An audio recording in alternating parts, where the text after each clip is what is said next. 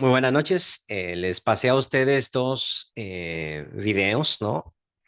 En que, bueno, vamos a ver tres videos, pero hoy vamos a ver si cubrimos uno y medio o algo por el estilo. Nos vamos preparando para un examencito la próxima semana, ¿sí? Les dejo unos 20 minutos, termino antes la clase para que ustedes tengan ese tiempo para hacerlo, ¿no? Los que ya han estado conmigo previamente saben que los exámenes míos son de selección única. Es decir, se hace una pregunta y le aparecen a ustedes cinco posibilidades. Y bueno, escogen la que conviene a esas cinco posibilidades, entonces no tienen que pensar mucho, ¿sí? Entonces tampoco ocupan mucho tiempo, ya ustedes saben eso. Creo, los que ya han tomado exámenes conmigo y les voy a hacer 10 preguntitas, no más, generalmente. ¿Qué temas vamos a cubrir? Bueno, los que hemos visto hasta el momento, ¿sí? Em, Probablemente bueno, más que todo los videos que yo le he dicho a usted, mírelo antes de clase, los conversatorios de clase que ustedes los están viendo, ¿cierto? El hermano los está sacando en limpio y se los manda a través del canal de YouTube que pertenece a la escuela, ¿no? Pero igual usted tiene acceso a los que yo le he posteado aquí en la cuenta de Telegram. Bien.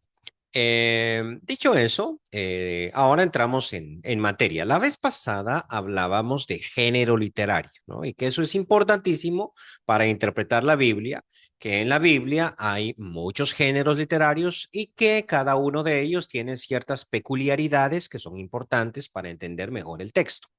Es decir, como en la tele, les decía, este es como el ejemplo favorito que yo utilizo. En la tele, si uno está viendo el noticiero, pues uno lo mira de cierta manera, ¿no? Y si, bueno, incluso cuando uno está viendo el noticiero, no se cree todo lo que ahí le dicen, porque yo no sé en los países de ustedes, pero en sentido internacional, uno sabe que los noticieros son sesgados. Por ejemplo, si uno mira CNN, uno sabe que es sesgado a la izquierda, ¿no? Si uno mira Fox News, que es famoso en Estados Unidos, sabe que es sesgado a la derecha. Y así en cada país van a existir noticieros que están de acuerdo con el estatus que el gobierno dice y van a haber noticieros que van a ser críticos, ¿no? En algunos países más que en otros.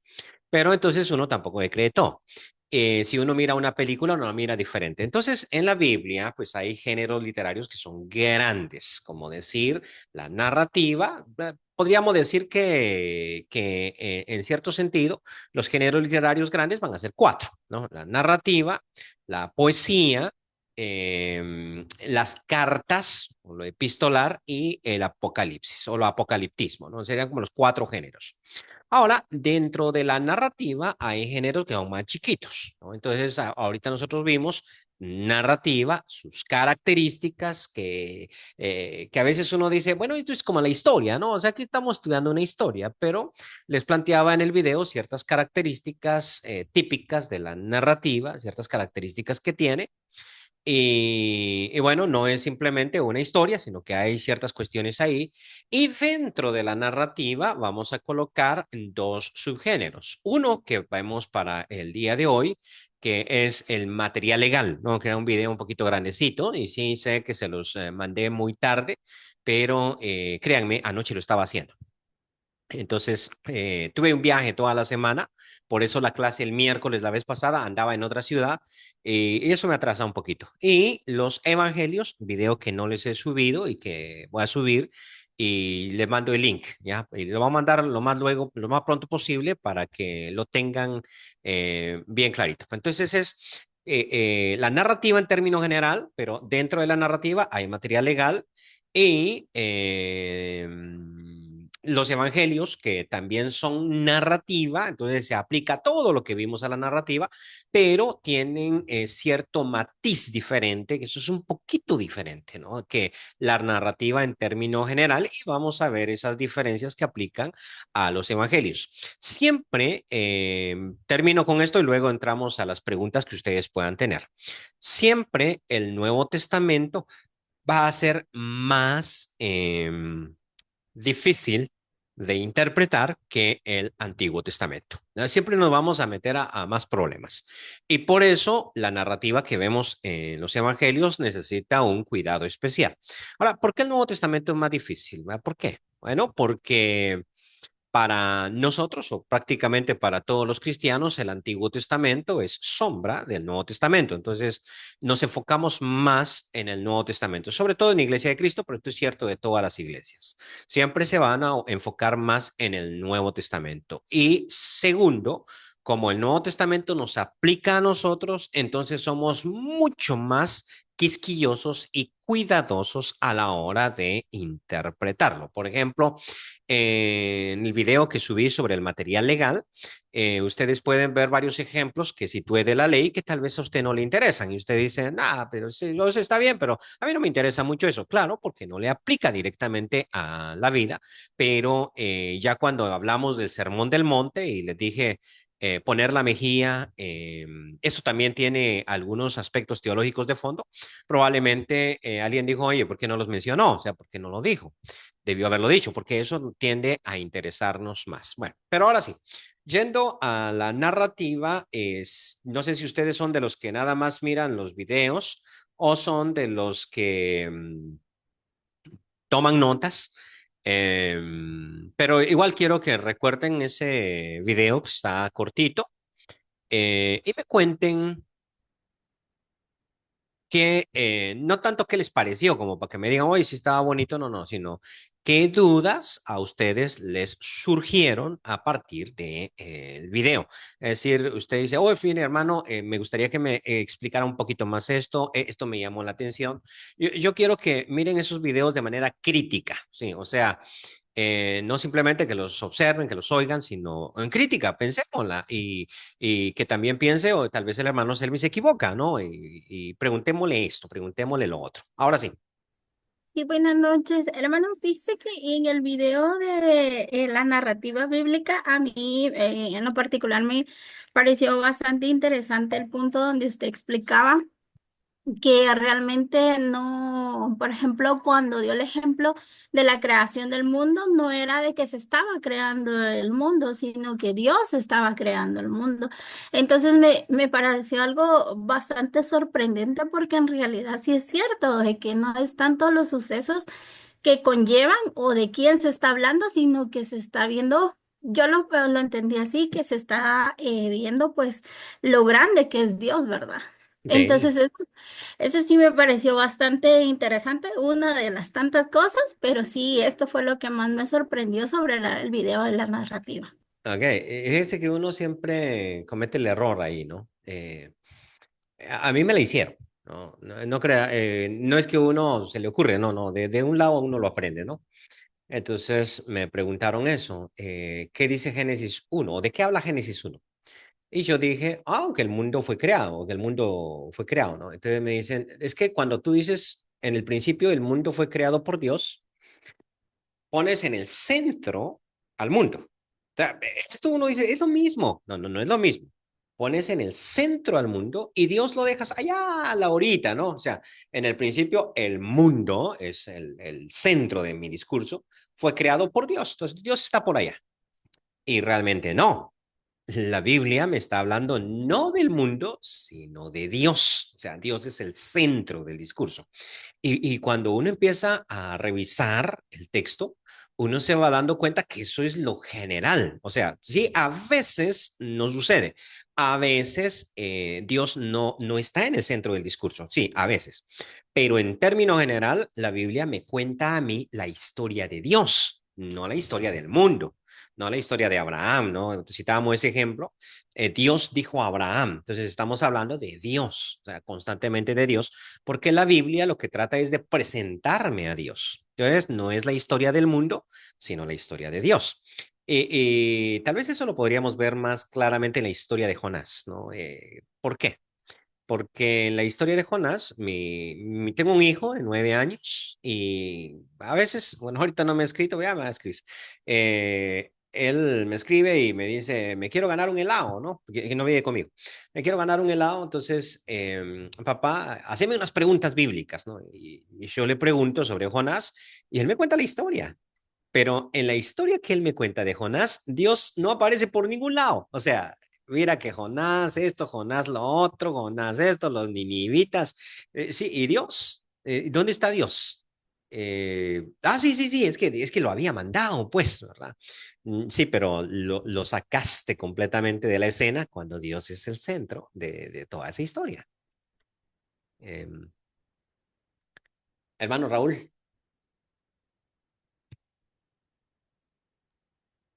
Hermano, yo estoy claro de la narrativa, estoy claro de eso que acaba de explicar, que la Biblia la tenemos que ver no como la historia de la creación, no como la historia del diluvio, no como la historia sino que la historia de Dios que viene haciendo, que viene formulando para, para, para dar a conocer su carácter, para dar a conocer hacia dónde tenemos que ir la enseñanza. Sí, Eh, en la iglesia nuestra estamos estudiando Isaías. ok. Isaías es narrativo, ¿verdad? Pero de Sí, una repente parte una parte es narrativa y otra es es poesía. proyección, ¿verdad? Pero aparecen cosas como en el capítulo 24, en el versículo 21. Acontecerá aquel día que Jehová castigará al ejército de los cielos en lo alto. ¿Cómo tengo que interpretar esa narrativa? Eh, me pensaba yo, hombre, así como castigó al inicio a la tercera parte de los ángeles en el cielo, que lo arrojó fuera, ¿será que en esto todavía quedó algún vestigio de maldad en el cielo y se está refiriendo a eso? ¿Verdad? ¿Cómo debo interpretar esta narrativa cuando es, y lo busqué en la interlineal, ¿verdad? ¿Cómo Ajá, estaba escrito y no es mucha la diferencia, pues, siempre está hablando de lo alto, o sea, él va a castigar a lo alto, ¿verdad? Y lógicamente tengo que pensar que es el ejército del cielo, como hay narrativas, pues, que lo llevan a uno a Isaías 24 me dijo. 24 capítulo, versículo 25 Ok. o 21 perdón, versículo 21. Ok, ok, ok. Sí, es que, bueno, déjeme analizar un poquitito, ¿sí? Pero el problema con los profetas es que los profetas, em, bueno, Isaías tiene narrativa, pero esto que usted está señalando aquí no es narrativa, ¿sí? O sea, los profetas sí tienen, Isaías tiene narrativa, y eso ahorita estoy no tan claro de dónde está, pero sé que el capítulo 38, 39 de Isaías es narrativa, entonces me está contando una historia, ¿ya? Pero los profetas también están escritos en poesía. Y hay otro Sí. género literario en los profetas que es el apocaliptismo. ¿Ya? Entonces, mucho de esto, dijo 21, ¿qué versículo? Capítulo 24 Ah, versículo 21. ok, ok. Bueno, estoy perdido entonces que andaba yo por el capítulo 21. Ok, déjeme ver. Entonces, esto pertenece a ese género literario que ya es apocaliptismo, ¿no? Vamos a ver algo de eso, porque nos vamos dirigiendo hacia allá, vamos a ver algo de eso, y en ese momentito vamos a hablar, por ejemplo, de este monstruo mítico llamado Leviatán que aparece aquí en esta lectura que usted está poniendo, porque dice que el Señor, creo que el 27 o el capítulo 27 de Isaías, déjeme ver si así es. Sí, 27, 26:1. En aquel día, no, no, no, este no es, ya me estoy trabando, espéreme. Es que no tengo la Biblia a la mano, sino ando con el celular. Y nosotros Capítulo 24 versículo 21. no, sí, el que usted citó. Quiero que vaya conmigo al 27:1.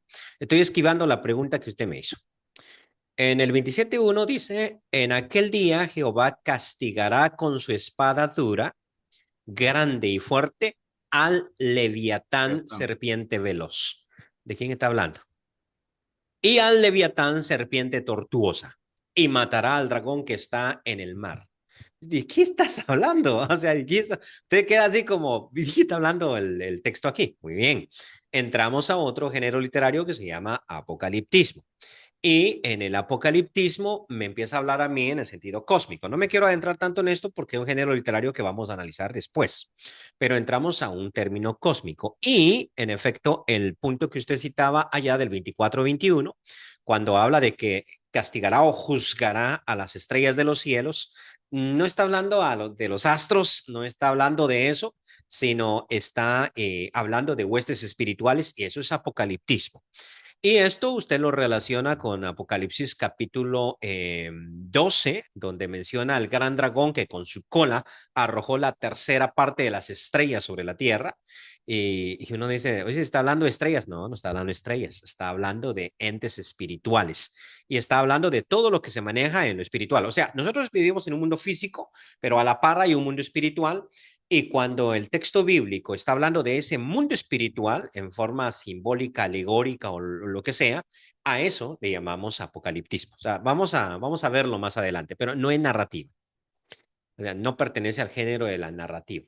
Permítame, Catherine, usted, como estábamos en el mismo tema, usted me había levantado la mano y le voy a dar la palabra antes que a nuestra hermana Reina que seguía.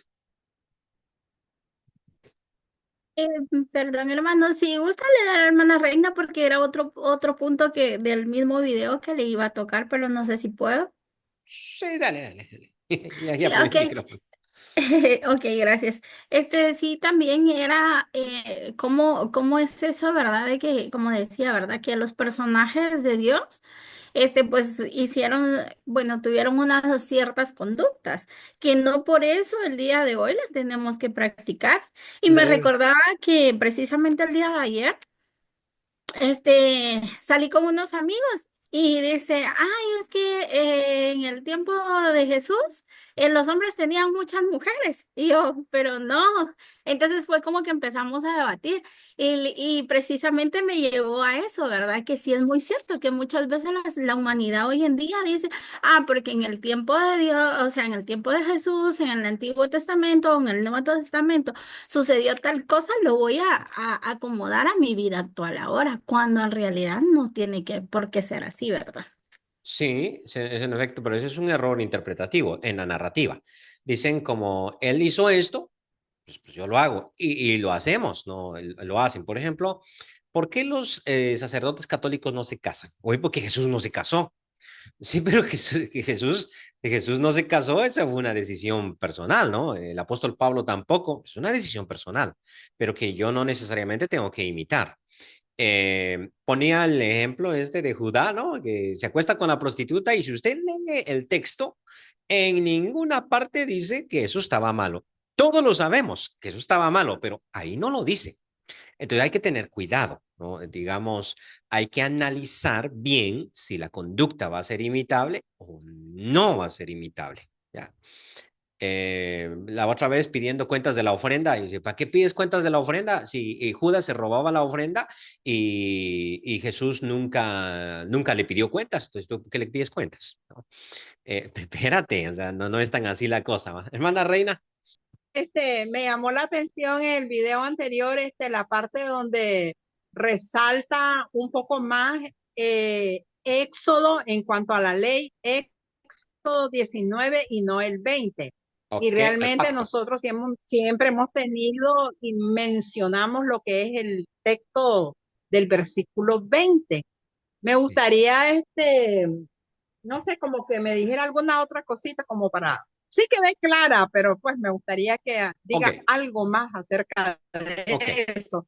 Y lo otro era lo que usted exactamente dijo, que muchas veces hay muchas lecturas, ya sean historias o sucesos, eh, que muchas veces uno cree remarcar más a los personajes o a la situación que lo que Dios dice, que lo que Dios hace, que lo que Dios manda, que lo que Dios pide. O sea, y el importante en todo, hermano, es Dios realmente. Sí, sí, es que eso si agarraron ese punto, la hicieron. Porque es que la Biblia tiene que ser leída teocéntricamente. O sea, estamos hablando de Dios. Entonces, y nosotros la leemos antropocéntricamente, ¿no? Entonces, un hermano enojó conmigo por esto, les cuento. Les digo, mira, ustedes conocen la historia de Gedeón, ¿cierto? Entonces, Gedeón, ¿no? Están los enemigos del pueblo de Dios, en este caso los madianitas, están atacando al pueblo de Dios. Y entonces Dios decide liberarlos por medio de un hombre que es completamente incrédulo. Entonces, cuando yo dije eso, eh, quien estaba platicando conmigo me dijo, oye, sos muy irrespetuoso con un hombre de Dios como Gedeón, ¿no? Y le digo, no, pero si lees el texto, el hombre es sumamente incrédulo. O sea, ¿cuántas veces Dios tiene que mostrarle, no? No sé si ustedes se acuerdan del relato. ¿No se acuerdan del relato? ¿Ah? Bueno, está el hombre ahí, ¿no? Y le dice el ángel, dice Dios que liberes a mi pueblo. Ah, listo. ¿Cómo sé que esto es palabra de Dios? E incrédulo, ¿no? Bueno, le dice, trae un sacrificio, ponlo sobre la piedra y el ángel lo toca y se quema todo y el ángel sube, ¿no? En una nube. Pues para mí eso era suficiente, pero no. Él llega en la noche y le dice al Señor, Señor, si realmente tú me enviaste, aquí te dejo un vellón de lana y quiero que mañana amanezca este vellón lleno de agua y todo seco. Y así pasa. Y luego ahora, Señor, si en verdad tú me estás hablando, entonces pongo otro vellón y ahora que todo amanezca mojado y el vellón seco. No, no se la cree, ¿no? Y entonces yo sigo analizando la historia allí. Entonces bajé tanto al héroe en mi charla que al hermano no le gustó. Entonces me dijo, sos muy irreverente. Le digo, pero si es que el relato bíblico se la está bajando, o sea, no soy yo, es la Biblia. Y me dijo, ¿por qué haría eso la Biblia? Porque la Biblia, en el relato de Gedeón, quiere mostrar algo. Quien va a liberar a Israel no es Gedeón, es Dios. Y por lo tanto lo va a hacer a través de una persona que no es la gran cosa. Vuelve y juega. Junta Gedeón sus miles, 22,000. Y dice Dios, no, muchos. Mañana va a decir ustedes que mi poder me salvó. No, no. Van para la casa todos los que tienen miedo, todos los que se acaben de casar, todos los que tengan una viña y no hayan probado su fruto. Vaya para la casa, ¿no? Y se quedan algunos, ¿no? Todavía son muchos. Ponlos a beber agua. Y entonces algunos beben agua como el perro, ¿no? Y los otros beben el agua con la mano. Entonces mi mamá me explicaba esta historia cuando era niño y me decía que Dios escogió a los mejores hombres porque el que bebe agua con la mano ese está viendo hacia todos lados, está alerta. El que bebe agua como perro, pues ese no. Pero yo lo interpreto diferente hoy en día. Yo interpreto que el que bebe agua con la mano es muy delicado y no quiere ensuciarse. O sea, es un hombre delicado, ¿no? No sé cómo le llamaríamos hoy, pero no es macho macho, ¿no? Y junta 300 y dice el Señor, con estos 300 voy a liberarte. ¿Por qué escogió a los 300 más delicados? Porque te voy a mostrar que quien libera soy yo, no tú. Y entonces, esa es la historia de Dios, ¿no? Donde quiera que David fue, Dios le dio la victoria. De hecho, cuando David va a pelear con el gigante, se lo dice, pero uno le pone atención a David, ¿no? Como que David un gran guerrero. No, David le dice al gigante, hoy sabrá toda esta congregación que hay Dios en Israel. Entonces, ni David se está echando la victoria al mismo, sino le está diciendo, hoy se van a dar cuenta que hay Dios en Israel. Y eso uno no lo entiende.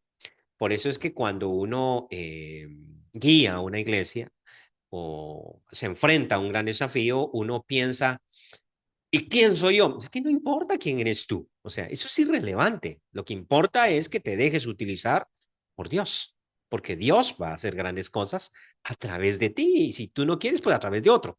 Pero no se trata de mí, sino se trata del gran poder que él tiene, ¿no?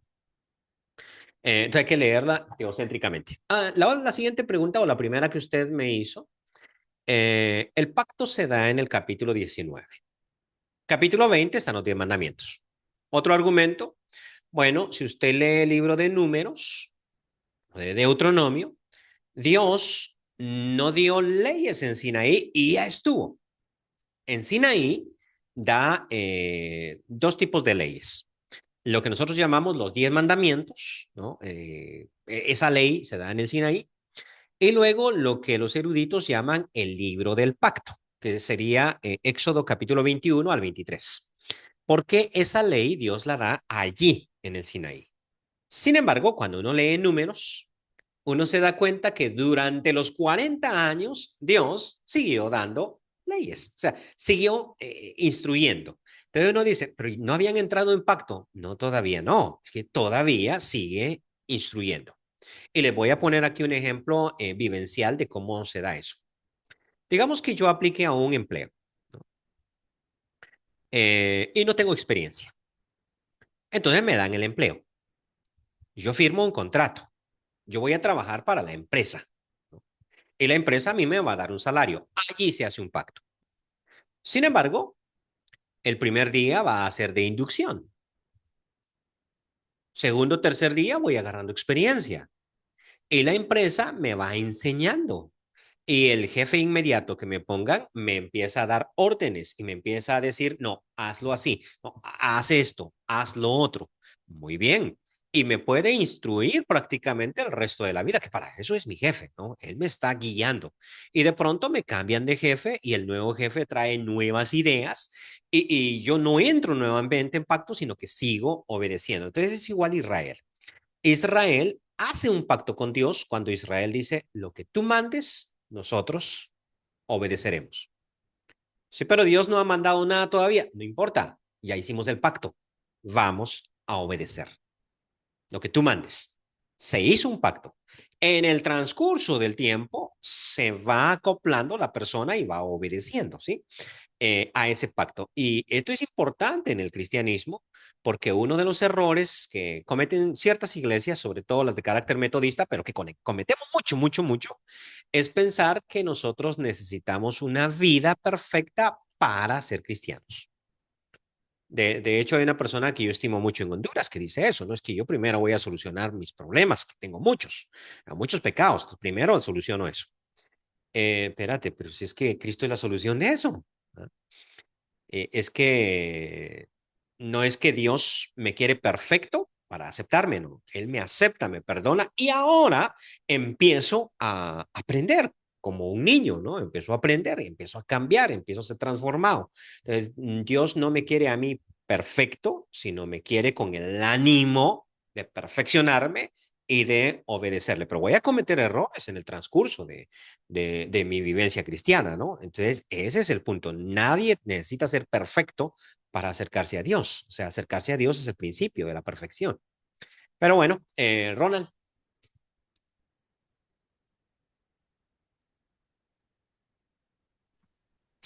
Era Ulises, hermano, el que había levantado la mano. Ah, perdón. Sí. Ulises. Oye, hermano, iba a preguntar algo, pero aclaró mi duda, ya aclaró mi duda. Ah, ¿cuál era? Mi duda era sobre que, por ejemplo, usted menciona en el video, hermano, de que los israelitas se les daban estos mandamientos porque su contexto era para regir una ley, para que hubiera orden, para que se pudieran comportarse. Sin Sí. embargo, mi pregunta era de que si en el contexto de los tiempos del Señor Jesús, cuando se dan todos estos mandamientos, igualmente era para regir una ley, para que hubiera buen comportamiento. O estos mandamientos fueron mandados para mejorar a los cristianos en sí, o con una ley para mejorar al pueblo. Sí, bueno, eso es un poquito más teológico, ¿no? Y tiene que ver con la situación de los pactos. Bien, hay una diferencia fundamental entre Israel y la iglesia, que Israel es una nación, o sea, es un país, ¿no? O era un país, ¿no? Con su rey, toda la gente. Entonces iba a tener una ley que se acoplaba a esa vivencia dentro de la gente. Así quitarás el mal de en medio de ti. Entonces había pena de muerte y todo lo demás, ¿no? La ley del talión. La iglesia no es una nación. Bueno, ya sé que Primera de Pedro dice nación santa, sí, pero en el sentido que nosotros estamos hablando, la iglesia no es una institución política, ¿ya? No es una nación, no es un país, sino es una comunidad insertada dentro del mundo. Y eso genera un cambio tremendo en la forma en que nosotros tenemos que convivir o en que nosotros tenemos que interactuar, ¿no? Y claro, aquí entonces Cristo cambia las leyes del juego, porque en una nación la ley del talión funciona y funciona bastante.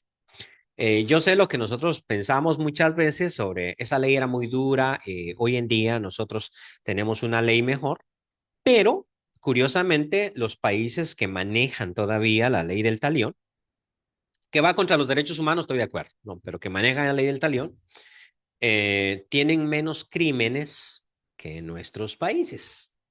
Por ejemplo, en los países árabes, la extorsión se condena con crucifixión. O sea, a un extorsionador lo crucifican. No hay mucho extorsionador allá. Etcétera, ¿no? ¿Quién va a ser extorsionador en un país donde lo crucifican a uno, ¿no? Por ser extorsionador. Entonces, tienen leyes de ese tipo, ¿no? Fuertes. Sin embargo, dentro de la iglesia, como nosotros no somos una unidad política, entonces no hay policía, no hay jueces, no hay todo lo que hay en una nación. Y ahora entonces es una ética individual de una persona que es moral viviendo dentro de un mundo inmoral. Y entonces tenemos el Sermón del Monte, ¿no? Que son la instrucción de Jesús, que sería como decir la ley de Cristo, ¿no? El Sermón del Monte. Pero ese sermón del monte tiene leyes que uno no comprende. ¿Ah? Si te pegan en una mejilla, pon también la otra. Si alguien te quiere quitar tu capa o tu túnica, pues dale también la capa. Y si alguien te obliga a llevar una carga, una mía, ve con el dos. Pues no hay ningún problema. Entonces, pero eso no se parece en nada a la ley de Moisés. Claro que no me parece, es diferente. Pero ¿por qué es diferente? Es diferente porque allá era una nación como tal. En cambio aquí es una nación viviendo dentro de otras naciones a las que necesitan proclamar el evangelio. ¿Nota usted la diferencia? No sé, yo noto una diferencia tremenda y podría explicarla, pero creo que cuando entremos a los evangelios vamos a hablar un poquito acerca de eso, ¿no? Pero entonces una ley queda en desuso por su forma, la otra ley funciona por su nueva estructura, su nuevo estilo, ¿no? Y de hecho en la comunidad cristiana la paz va a ser importante, la comunidad es importante. Si por ejemplo, si tu hermano peca contra ti, ve estando tú y él solos, ¿ok? ¿Qué es lo que Cristo quiere? ¿Cuál es el móvil? Ya no pasamos al material legal. ¿Qué es lo que Cristo quiere?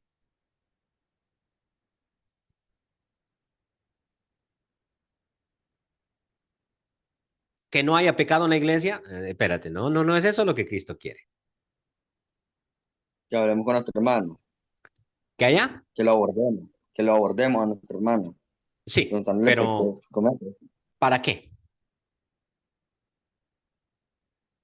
Que lo abordemos. Para encontrar una solución. Sí, sí. ¿Cuál es antes de ese pasaje que acabo de citar de memoria, qué historia está? Dígame, hermana Anabel. ¿Tiene apagado el micrófono?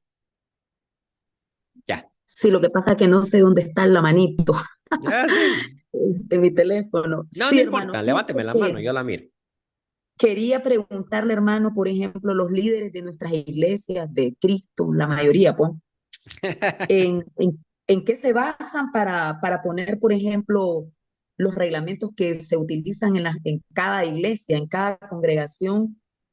¿Cuál es el libro que uno, el libro que más se acerca, pues, a cuando te ponen reglamentos en una iglesia para uno estudiarlo, pues, Ok, para saber? ok. Ujú. No lo sé, hermana. No lo sé. Todas las iglesias, me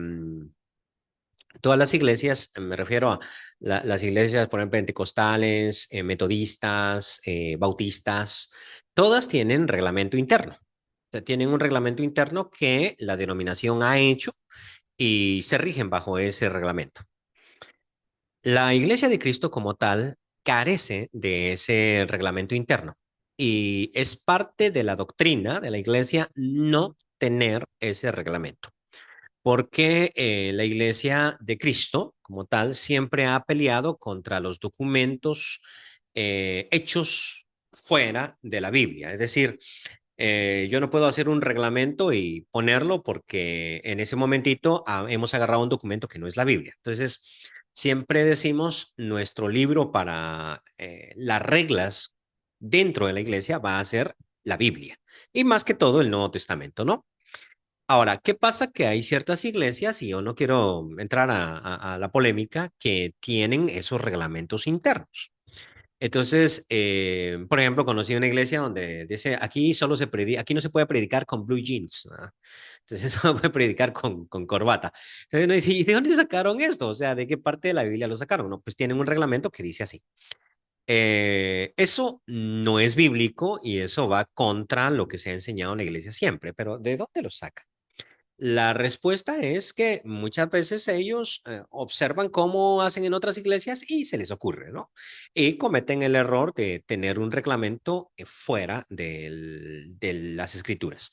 Pero digamos, donde yo he estado siempre, nosotros nunca tenemos un reglamento y no podemos imponer, ¿verdad?, algo que la Biblia no enseña, que la Biblia no dice. ¿Verdad? Pero bueno, así respondo a la pregunta. Hermano Raúl. Hermano, me llamó la atención a mí eso de las leyes. La nación, por ejemplo, yo fui parte de la personería jurídica, ¿verdad? De Ok, Iglesia de Cristo en Nicaragua. Y cuando intentamos reformar los estatutos, ¿verdad? Que ya tienen 19 años, ya están obsoletos los estatutos sí. que funcionan hoy en día. Ujú. Nos encontramos con un problema, por ejemplo, para explicar en nuestro gobierno aquí en Nicaragua, ¿verdad? Sí, Hay igualdad de género, pero la iglesia no tiene igualdad de género. La iglesia, la cabeza es el varón. sí. Entonces, ¿cómo poner nosotros en los estatutos que no podíamos poner, ninguna mujer puede liderar una iglesia, ¿verdad? No lo Eh, podíamos poner, ¿verdad? Así. sí, claro. Entonces, pusimos, en el intento de reformar los estatutos, pusimos, eh, solo pueden ostentar el liderazgo de la iglesia los que son ya líderes en las iglesias. Eso, y todas las iglesias están dirigidas por varones. Entonces, el liderazgo solo va a ser de varones. Pero nuestras leyes, si nosotros ponemos, va a haber que no hay igualdad de género, sería un delito en nuestro país. Sí, sí, yo entiendo. Y ahí imagino yo, ¿no? Que tienen que recurrir a hermanos que son abogados, que le entienden a la movida, ¿no? Y en este caso, pues no soy yo.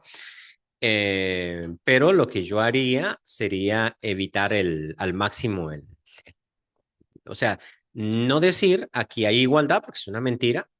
Pero tampoco decir aquí no hay igualdad porque me estoy poniendo la soga al cuello, ¿no? Entonces, uno puede decir nuestros líderes son elegidos, por ejemplo, en base a lo que dice Primera Timoteo, a la instrucción paulina en Primera Timoteo capítulo 3, ¿no? Ta, ta, o Tito tal y tal, ¿no? Tito capítulo 1. Es Y que, es ahí que esquivo.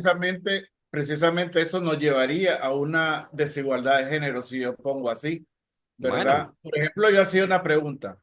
Mire, por ejemplo, en Costa Rica, entendemos nosotros que hay casamiento entre personas del mismo sexo.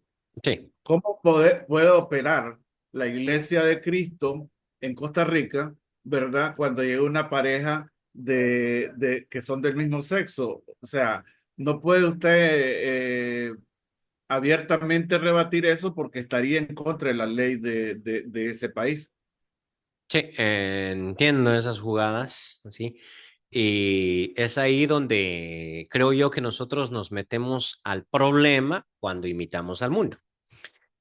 Por ejemplo, en cuanto a eso de la boda, lo voy a poner.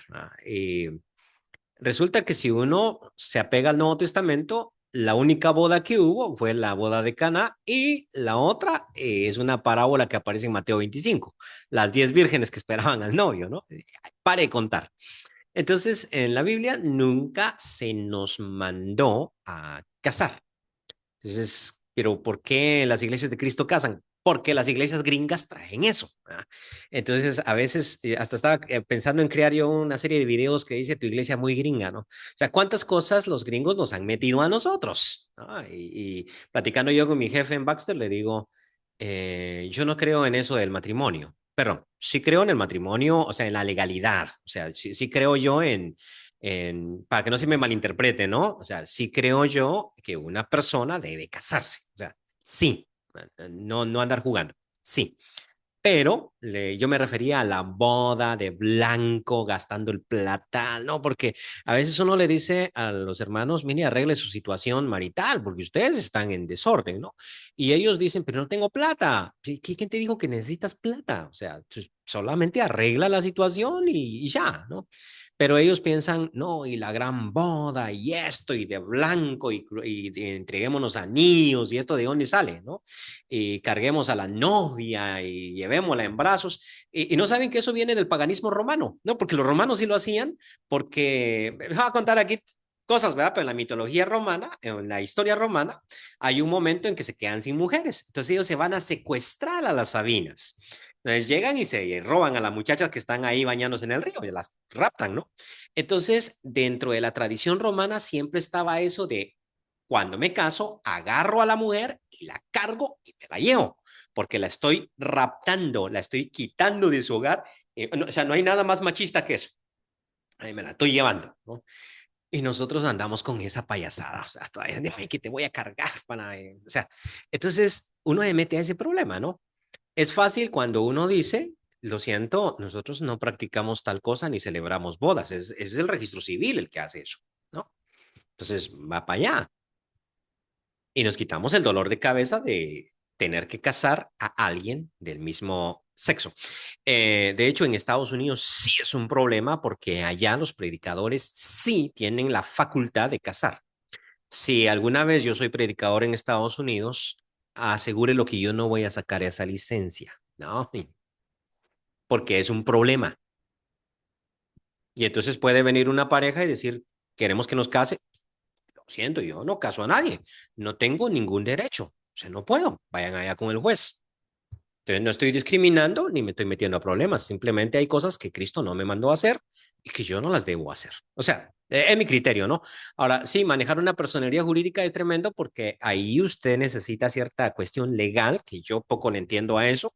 Y si le entendería a lo guatemalteco y lo hondureño, lo nicaragüense no. Y es interesante cómo las leyes cambian de un país para otro, ¿no? Lo que en algún país es tan sencillo, en otro país es tan difícil. Aquí en Colombia, por ejemplo, casi cada congregación tiene su propia personería jurídica porque es relativamente fácil sacarla. Y todos tienen. Y nadie tiene la de otro, ¿no? Aquí en Santa Marta, que es una congregación pequeñita, 50 personas, tiene su personería jurídica. Entonces, es más fácil. Pero en otros lugares, eso es difícil. Hermana Mara Páez. Hermano, bueno, yo soy de Costa Rica, lo que quería aclarar era que el matrimonio del mismo sexo se anuló. O sea, Okay. el presidente que llegó lo anuló. Por eso Sí. tenemos ahora, por eso tenemos ahora encima los derechos humanos, ¿verdad?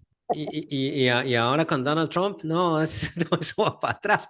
Pero sí, pero igual, en un futuro hay ciertas cosas que a uno lo pueden meter a problemas y ya eso es otro tema, ¿no?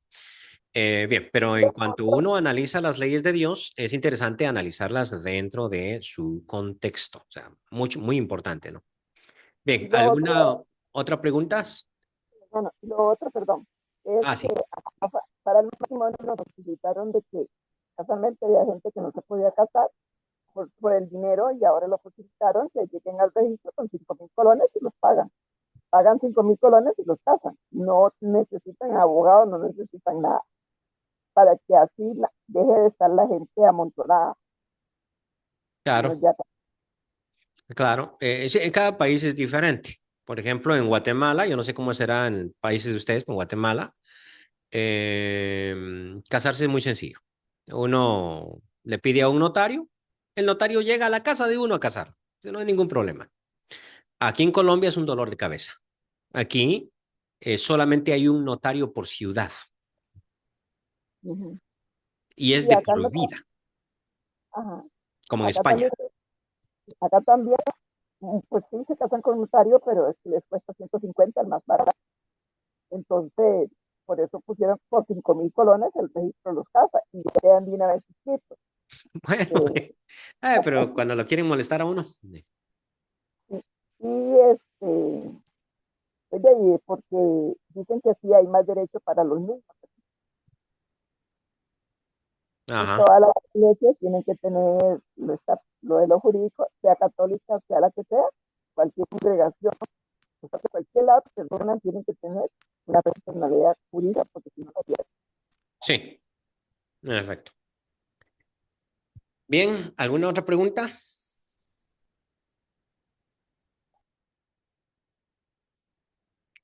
Se fijaron en este último aspecto, quiero remarcar de la ley.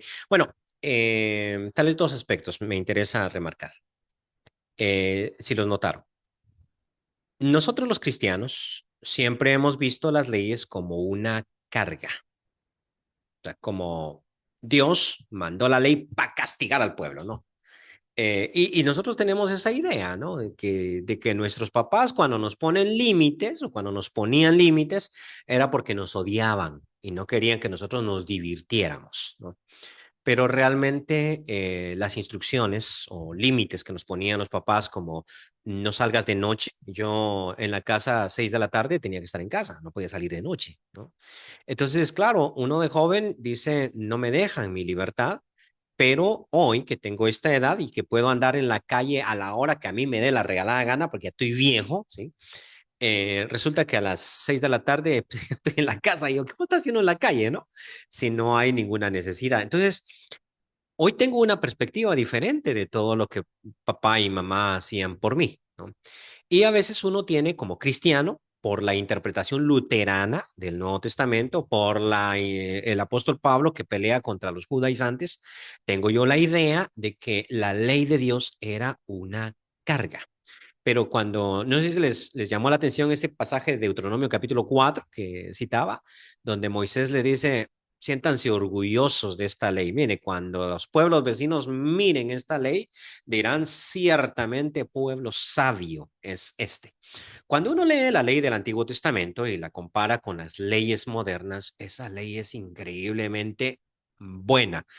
Yo no sé si alguna vez se aplicó. Yo creo que Israel nunca aplicó esa ley, nunca la puso en práctica, porque de ponerla en práctica eso hubiese sido un paraíso. Sembrarás uvas en todo el contorno de tu terreno. Oh, bueno, es una buena ley. Eh, las uvas que caigan para dentro del terreno son tuyas. Las que caigan para afuera son del caminante.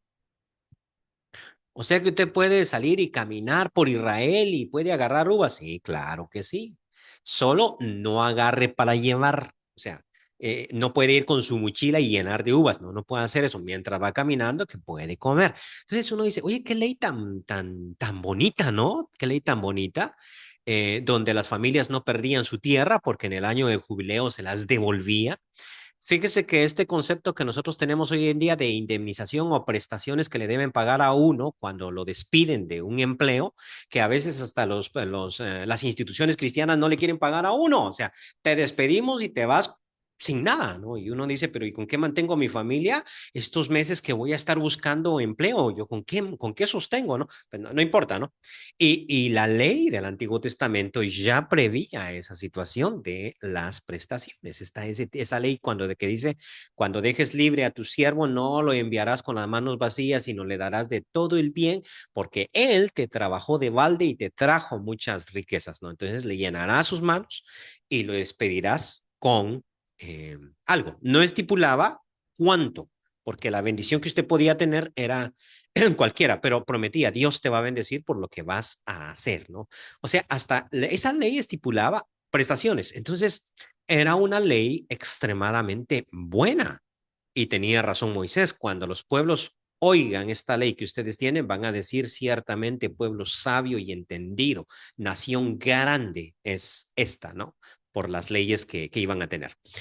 Segundo, que sí, y lo remarco cada vez que puedo, eso de que la gente del pueblo de Israel se iba a salvar obedeciendo la ley es puro cuento que no hay quien inventó, porque no existe ningún pasaje en toda la ley que dijera que el israelita se iba a salvar, iba a tener vida eterna. Eso no aparece, ¿no?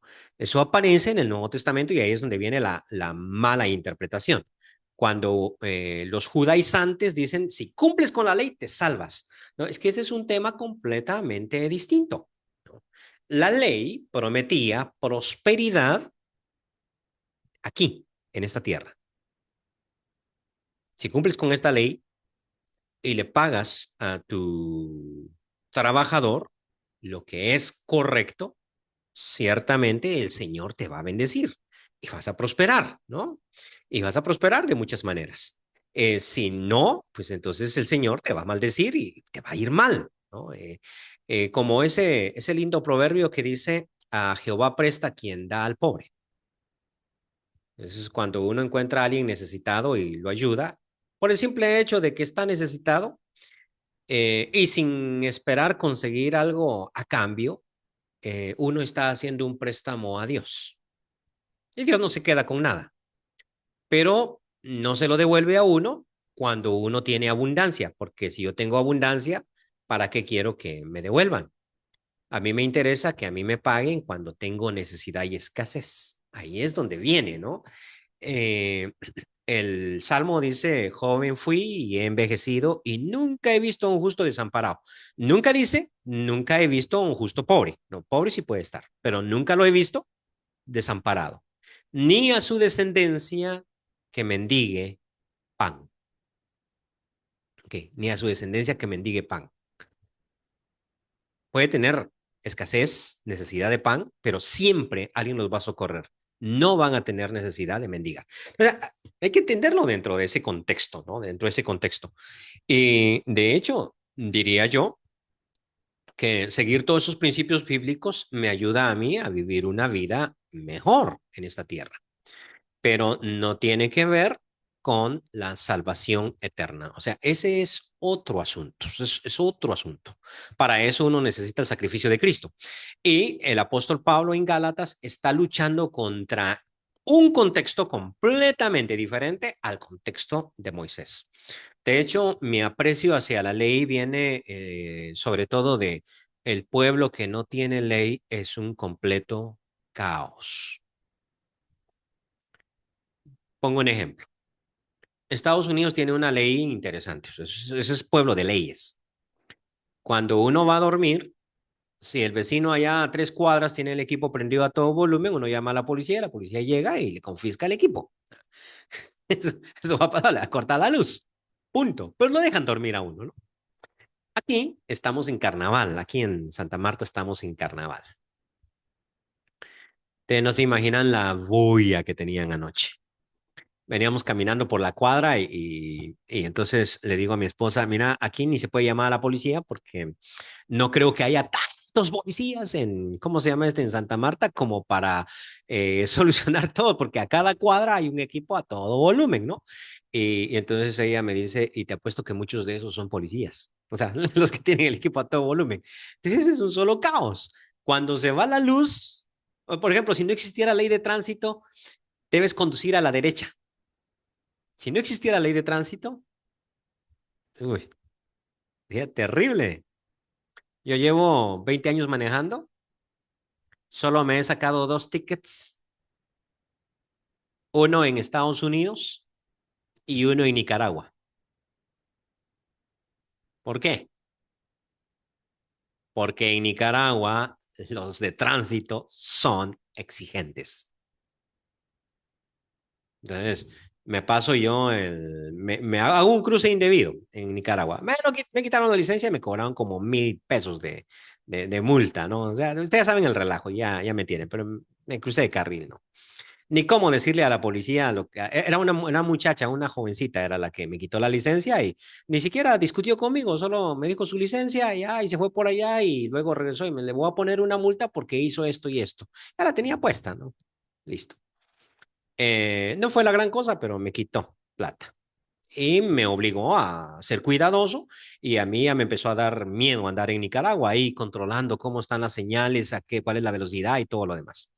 Me cruzo para Honduras y en Honduras voy a comprar una pizza. Entonces, cuando salgo con mi pizza y me la vengo comiendo, me hago un cruce indebido. Igual, ¿no? Pero aquí casi me llevo a un motociclista, o sea, listo. Y estaba el policía, una mujer también me paró y me dijo, ¿se fijó lo que iba a hacer?